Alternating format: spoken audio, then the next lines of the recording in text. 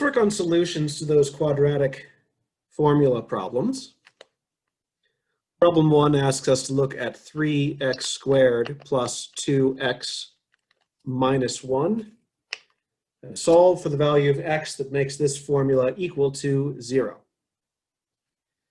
The quadratic formula tells us that x should be equal to negative b plus or minus the square root.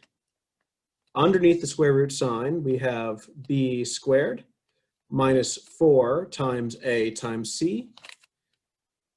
And I'm going to take this whole formula and divide by 2a.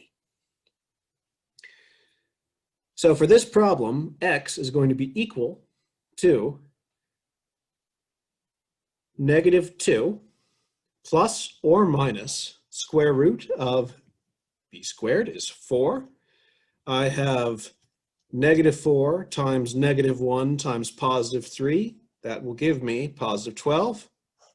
All of this to be divided by 6.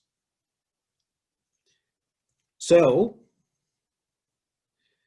my square root is going to be plus or minus the square root of 16.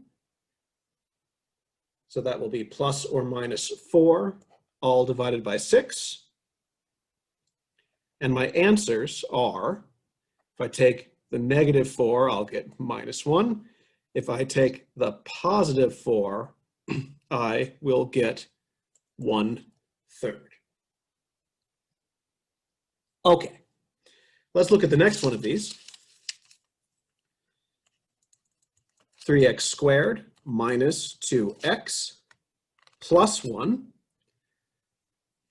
I'm going to use the same formula.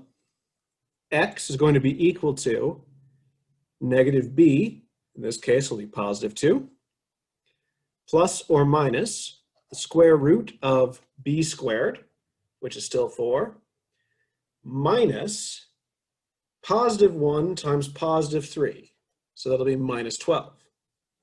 Again, all divided by 2 times a. When I go to simplify the radical in this problem, the formula is asking me to work with the square root of negative 8. Now, there is no square root of negative 8, which is a real number. You may have seen complex coordinates in a different class, but when learning calculus, we start off only looking at real numbers. So the answer for this problem is to say there are no solutions.